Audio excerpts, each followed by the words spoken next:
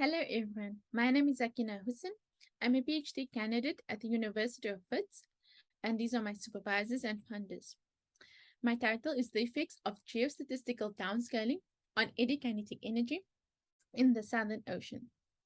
As we know, due to computational costs, climate models divide the Earth into a number of large grid boxes in order to solve equations that govern the interaction and evolution of different variables during the model runs. These grid boxes are represented by a single value for each variable, such as temperature. Thus, model outputs at the grid point does not represent real world value. Rather, it can be taken as a mean value for that particular grid cell. Due to such simplifications, we have to compromise with the accuracy of climate model outputs. In order to reduce the inaccuracy of models, an increase in grid boxes, that is a higher resolution data, is needed to simulate climate models. Downscaling is a method that tries to increase the resolution. Here I show a subsampled high resolution data that is on the same scale as a typical climate model. And we would like to use downscaling to recreate the original high resolution data, since climate models cannot run to produce this high resolution data. In particular, geostatistical downscaling uses spatial interpolation to increase the resolution. The assumption is that climate data is a spatial data set that exhibits some spatial correlation. The most common spatial interpolation in the geostatistical downscaling community is kriging, which uses a spatial model called the variogram to predict the unsampled location. Interestingly, the earliest work published on kriging was in 1951 by the South African engineer David Krieg.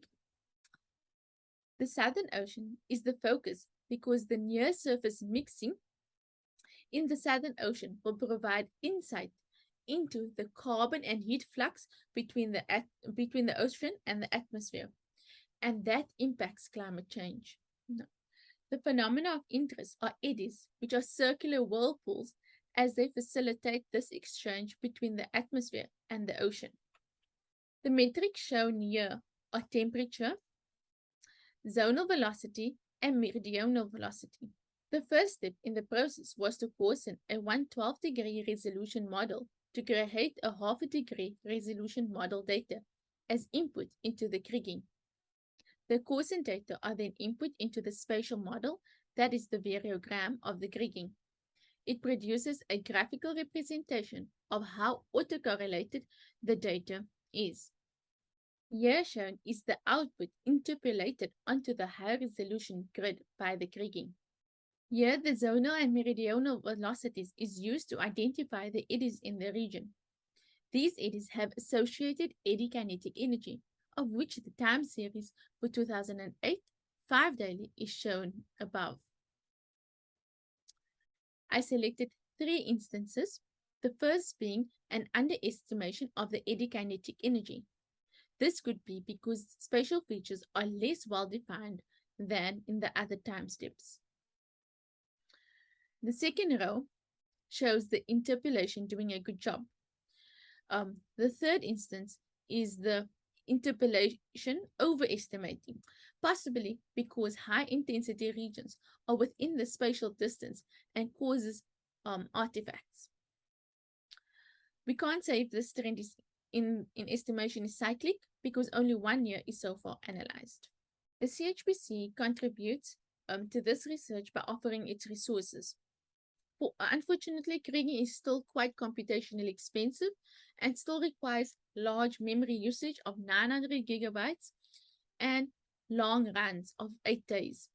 But fortunately, on CHBC, they also host the Big Mem, large memory 1 terabyte nodes, which has 28 CPUs and allows and shortens the runs by 2 days.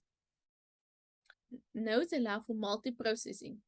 So the domains can be split and the kriging can be run in parallel on subdomains. It also allows that the full CPUs and memory available can be used. The runtime decreases by a factor of 4.